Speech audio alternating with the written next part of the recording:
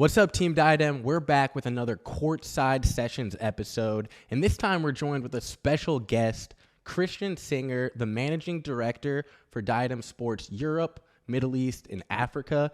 He came all the way out here for Diacon 2024, and now he's taking some time to speak with us about his tennis journey and all the exciting things going on in Diadem Europe. So, Christian, how are you feeling today?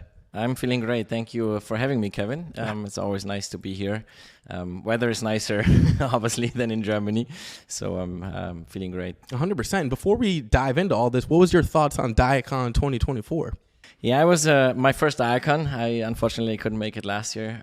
Saw all the pictures and the videos and all the rest of it. Everybody has been talking about it. So I was very excited to be part of it. It was a fantastic event. A lot of buzz about our new court burst shoe, about the new official pickleball, a lot of happy faces. I enjoyed it a lot. Definitely, and I'm really glad you guys were able to come out here and experience that. It's always good having you guys in the office. And I think we can hear a lot about the exciting things you're doing in Europe with the Diadem brand. But let's start and learn a little bit more about your playing career and your junior career. And then when you came to America and played in college, I'd love to hear a little bit about what that experience was like for you. Yeah, so I have a long tennis background. Started playing tennis when I was like 4 or 5 years old. Played in junior tournaments, junior teams, always in Germany. I am German. Mm-hmm. Where in Germany are you from?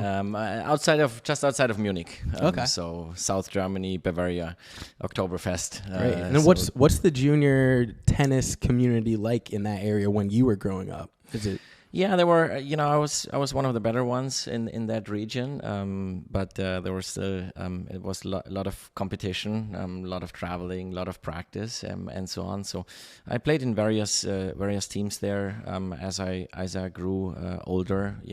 Finished high school and played in different teams. Always played tennis. I was luckily enough never had any bad injuries. My body was holding up also as a junior, as growing. So that was really nice. And just enjoyed playing tennis. A couple of times a week with friends. Was out on the court. In usually outdoors in the summertime, indoors in the wintertime because we have snow. But always growing up playing tennis, it was my number one thing. That's awesome. And then how did you end up getting connected with a United States college and make that transition? Yeah, I went to university in Germany, actually. And then one of my teammates in Germany, Andy, he played college tennis in the U.S. and he had contact with a coach. They were looking for some players, foreign players, German players specifically. So I went over there. Originally, the plan was to stay for 1 year, and then out of 1 year, it turned into 4 years. So I played at Georgia Southern University in Statesboro, Georgia. Had the time of my life there for various reasons. That's awesome. So it was exciting time. So I ended up 4 years then being there. I played 3 years. The last year I was the assistant coach for the women. Because I was too old to play actually with the NCAA rules already. So. But I ended up then 4 years there. Well, how did you do in the team environment in college compared to in juniors when you're a little bit more isolated? Yeah, it's a good question. It's obviously very different. I had to get adjusted to a lot of things in the U.S., not only the weather. I mean, Georgia is A, hot, and B, very humid. So for me, it felt like playing in a sauna, So I had to get adjusted to that a little bit. And the whole team atmosphere is just so different. So much bonding with all these players. We were mostly foreign players where I was. So that was also pretty interesting because we all came from different countries, right? We're first time away from home, first time away from the parents for the most part, and none of us spoke English very well. The only thing that we could do was hitting tennis balls. Mm-hmm. So that was actually pretty fun to see how we grew together. And the way I play a little bit better on hard court. Than on clay. Mm-hmm. Just that's my style of playing, and I had a good time here. I'm really glad to hear that, and because I think that that's a pretty common thing for European players and international players in general to come and integrate into the American college tennis scene. And I really enjoy getting to meet those players and see them interacting with their teammates. I think that's a really cool experience. Yeah, I always get asked from parents also still today when parents approach me, I was like, hey, you played college tennis in the US. Do you recommend my son or daughter doing that? And I always say, 1,000%. You know, if somebody has the luxury of getting a scholarship, that's a fantastic opportunity. Even better, you know, if somebody has the financial resources to do that, that's also okay. You know, I was lucky enough to be on a scholarship, so that was even better. But the experience that you get from playing college tennis in the US as a foreign person, and it doesn't matter if it's from France, from Spain, from Italy, from Germany, or Australia, whatever. It's something you can never experience in any of these home countries, so to speak. So it's a lifetime experience, and I recommend if anybody has the opportunity to do that, I highly recommend to do that. Yeah, I love that, and I couldn't agree more. And after your playing career kind of wrapped up, you transitioned to working in racket sports, right? Yeah, so I actually turned my hobby into my profession, into my job. I was very lucky to have got a connection to Wilson. Started with Wilson in the year 2000. Had various roles in marketing and product management, and then I was overseeing the Europe, Middle East, and African business for Wilson for a pretty long time. Stayed until Wilson through 2014. Had a fantastic time there. It's a big brand. We were growing a lot at that time, just because we had good products. We had players like Federer at that time, Serena and Venus Williams. So that has helped. So it was a good experience. 100%. And you got to travel and go to some of the Grand Slam events. What was that experience like?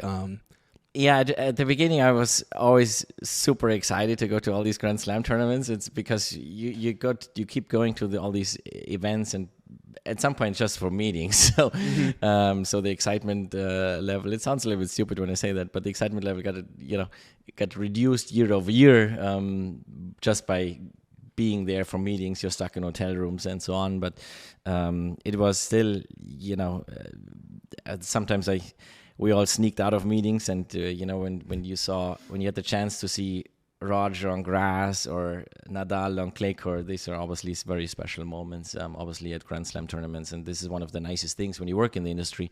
You can actually experience these great events around the world, and be there and be part of it because you're working in that industry. 100%. And I think one of the other interesting things that we've talked about before is the difference between working with pro players and working with those up and coming top juniors. And you got to do that when you were in that role. What did you like better, the juniors or working with the pros?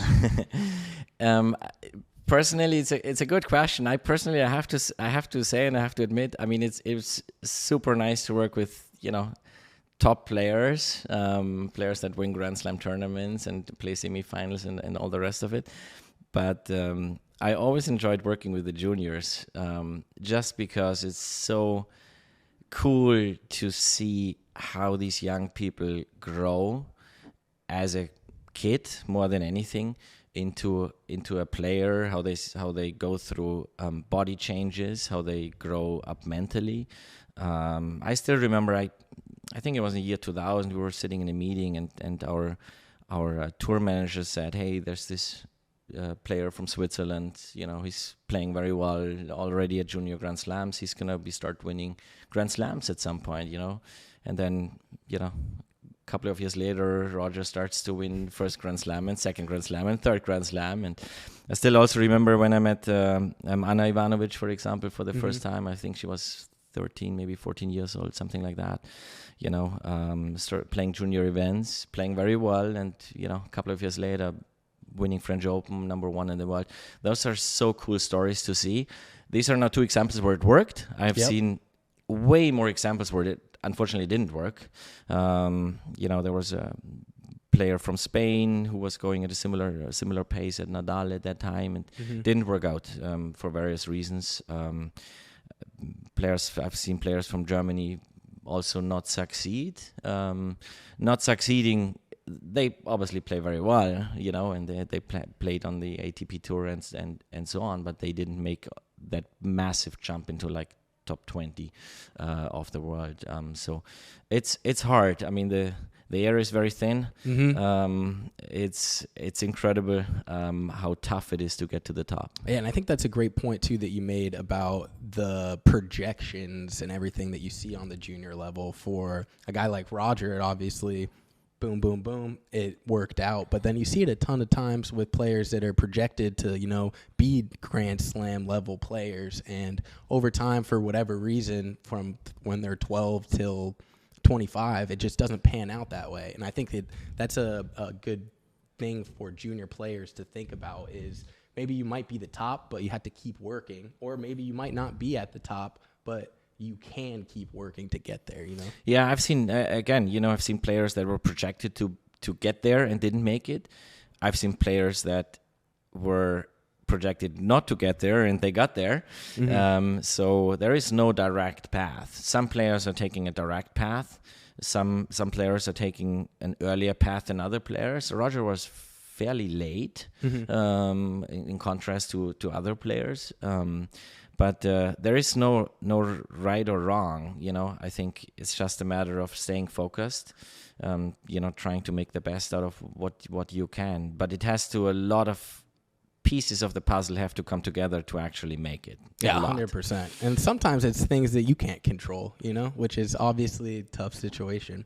But I'd love to hear a little bit about your transition from working with brands to the other side. You had some great opportunities to work in retail in Europe. What was that like? Yeah, so I after 14 years with Wilson Sporting Goods, I actually changed sides of the table, so to speak. So I went to Tennis Warehouse Europe to run that operation for a couple of years on the retail side of things. So instead of working for a brand, I was working with brands. So that was a very interesting experience. Be closer to the customer, obviously, and getting to know also the other brands, because when you're working with a brand, you look at the other brands in certain ways, but when you actually are a retailer, you work with the brands in a different way. So that was a very exciting opportunity for me. Get to know everybody from the other brands as well. So I was at Tennis Warehouse Europe for a couple of years. Then I went to Tennis Point to run the international business for a short time, and then I was traveling a lot away from home for quite a bit, and then I started my own businesses back in 2018. I was doing some consulting for the German Tennis Federation. I was doing some consulting for some brands, so I was doing various things at that time. And and now here I am with Diadem, Yeah, no, I think that's a great example too for players that want to continue and have a professional career in racket sports, that there's a lot of opportunities there, and your career can kind of bounce around and stay in the same ecosystem. So I think that's very cool. Yeah, no, and I'm over 20 years now in the European tennis industry, and I love it since day one. I've seen a lot of things, both on big brands like Wilson, on retailers, and now with a brand like Diadem. And let's talk a little bit about that. Woo! Thanks for listening to this episode of Courtside Sessions. I want to take a second to talk to you about balls. Not this ball, these balls. Diadem Sports tennis balls. We have balls for every court surface and every need. Starting with our red, orange, green balls for the juniors, moving on up to our team balls and our regular and extra duty premier balls that are great for high level performance. We use these balls all across the world. We use them at the Pro Tennis Tour in Europe. We most recently signed a partnership deal with the New York High School State Athletic Association, and they'll be using our balls at their state championship. I don't know if you've had the chance to try our balls, but today you can with 15% off. Use code CSSBalls. That's right, CSSBALLS on our website, diademsports.com, to get any of these balls for 15% off. How did you get hooked up with the Diadem brand? Yeah, I was actually, to a certain degree, by accident. It was during Corona, nobody was allowed to travel, and Evan contacted me through email about Diadem, about the potential and the interest to open a European office because of the tremendous growth that the brand has seen in the US. And I heard about Diadem before, but I didn't really know a lot. I didn't know the products at all. So Evan and I, we went back and forth over some potential ideas, and during that process, I started playtesting the products, and I was from day one, I was very impressed how products are performing, the details about the products, and I love the business approach from Diadem, product first, and just the business approach to things. And then we opened a company in 2021 in the middle of Corona. Setting up a business in a foreign country is with not everybody can be there physically, so that was a little bit complex and a little bit of pain to go, and took quite a bit. So we set up the business in spring 2021. And it's going great since then. Yeah, 100%. And I think that a lot of people don't realize that Diadem is a global brand, and we have people like you that are in international areas and growing the brand there. I'd love to hear a little bit about what that growth has been like in Europe. I know I get to see it all the time, and it's been very cool, but I can imagine you have a little bit more insight on what that process looked like. Yeah, I mean, the beginning was, it was mainly admin stuff, legal stuff, getting everything going. We got the company is officially based in Germany, right outside of Munich. We have a warehouse also right there in Germany, and we oversee all Europe, Middle East, and Africa. In Germany and Austria, we work directly with coaches, with clubs, with academies, with facilities, with players, with juniors. And in all the other markets, we're working with distributors. Some of the distributors are new to us. Some of the distributors have worked with Diadem before. Some are distributors that I knew from my past experiences. So we cover today about 45 to 50 countries. And you have a lot of the big countries like Spain, Italy, the UK. Yeah, no, we have all the big countries covered. We have great partners, great people there.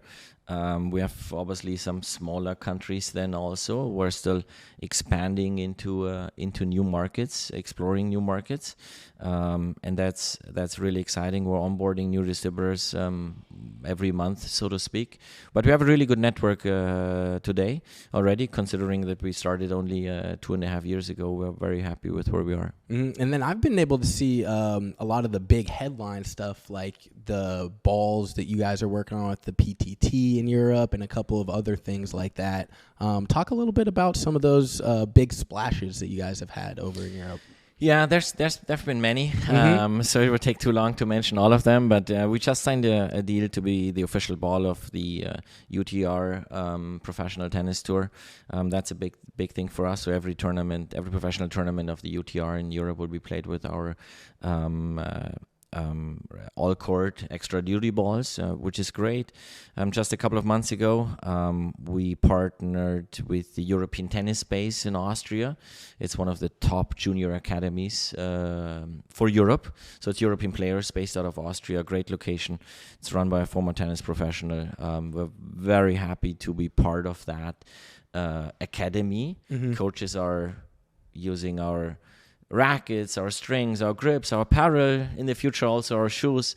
So we're working with these juniors in that academy also, and it gets back to the scouting part that we talked earlier.